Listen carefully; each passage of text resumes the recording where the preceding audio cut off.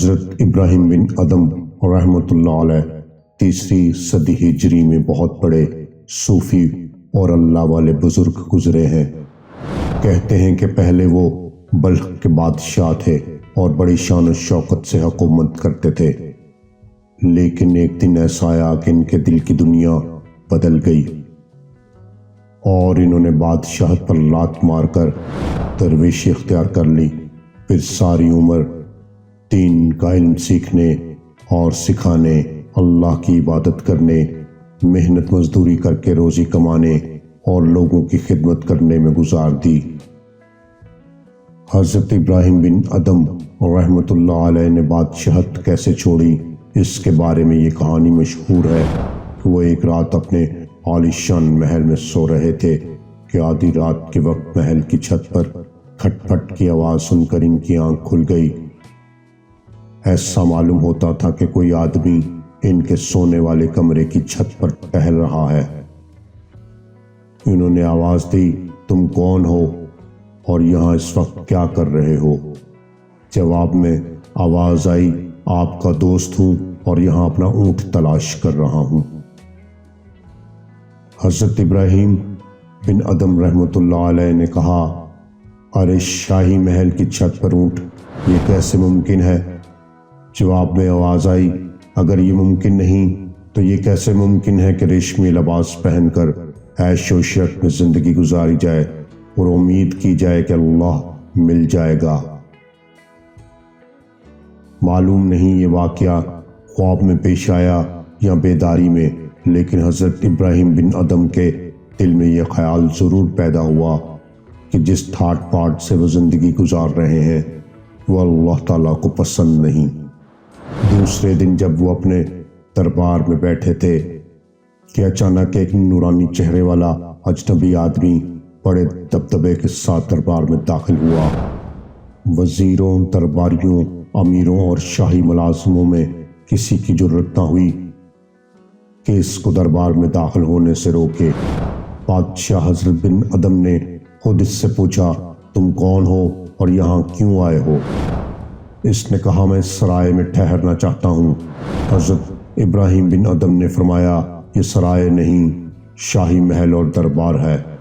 اجنبی نے کہا، آپ سے پہلے اس محل میں کون رہتا تھا؟ حضرت ابراہیم بن ادم نے فرمایا، میرا باپ۔ اجنبی نے کہا، آپ کے باپ سے پہلے کون تھا؟ حضرت ابراہیم بن ادم نے کہا، میرا دادا۔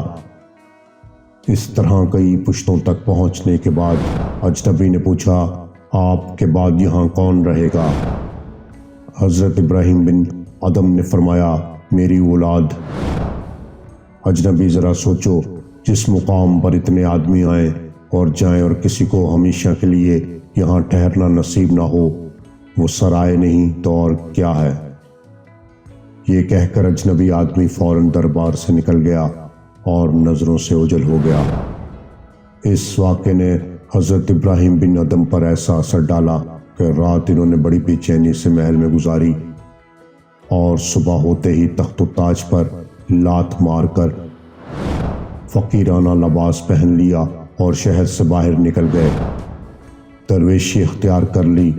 درویشی اختیار کرنے کے بعد حضرت ابراہیم بن ادم رحمۃ اللہ علیہ نے اپنی زندگی کیسے گزاری، یہ ایک لمبی کہانی ہے۔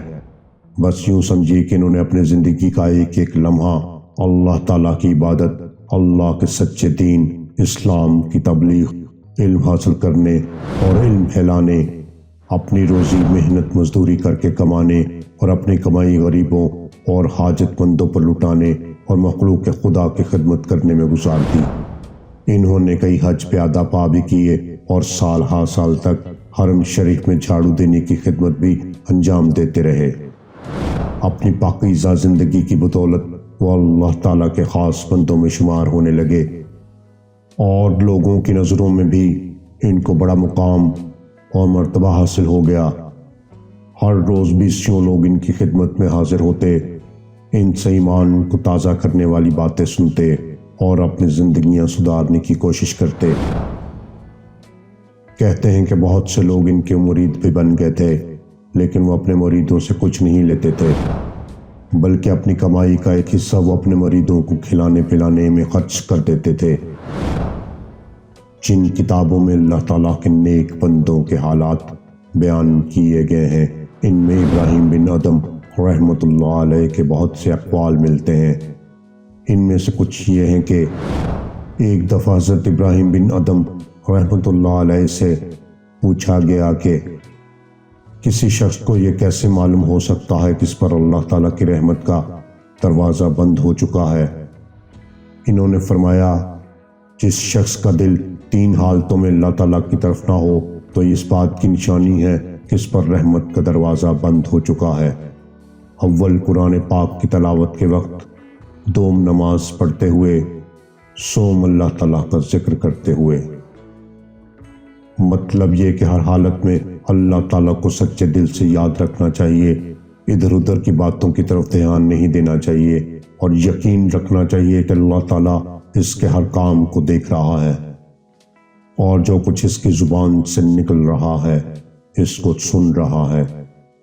ایک مرتبہ کسی نے حضرت ابراہیم بن ادم رحمۃ اللہ علیہ سے پوچھا، حضرت قرآن مجید میں اللہ تعالیٰ نے فرمایا ہے کہ میں دعا کرنے والے کی دعا قبول کرتا ہوں، پھر کیا سبب ہے کہ بعض دفعہ ہم برابر دعا کرتے رہتے ہیں لیکن ہماری دعا قبول نہیں ہوتی؟ حضرت ابراہیم بن ادم رحمۃ اللہ علیہ نے فرمایا، بھائیو سنو، دعا قبول نہ ہونے کے 9 اسباب ہیں۔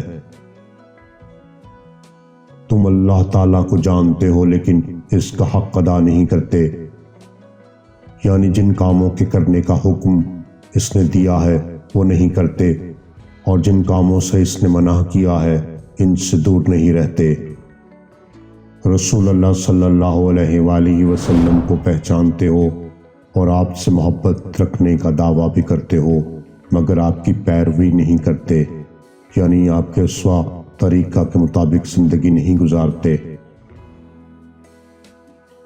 قرآن مجید تو پڑھتے ہو مگر اس پر عمل نہیں کرتے، اللہ تعالیٰ کی نعمتیں کھاتے ہو مگر سچے دل سے اس کا شکر ادا نہیں کرتے، شیطان کو پہچانتے ہو مگر اس سے نہیں بھاگتے اور اس کے کہنے پر چلتے ہو، دوسروں کے عیب ڈھونڈتے ہو اور اپنے عیبوں پر نظر نہیں ڈالتے، جانتے ہو کہ دوزخ گناہگاروں کے لیے ہے مگر اس سے نہیں ڈرتے، موت کو برحق سمجھتے ہو، یعنی ایک دن ہر ایک کو مرنا ہے لیکن اس کا کوئی سامان نہیں کرتے، یعنی ایسے نیک کام نہیں کرتے جو موت کے بعد کام آئے، اپنے پیاروں کو اپنے ہاتھوں سے زمین میں دفن کرتے ہو لیکن اس سے نصیحت نہیں پکڑتے۔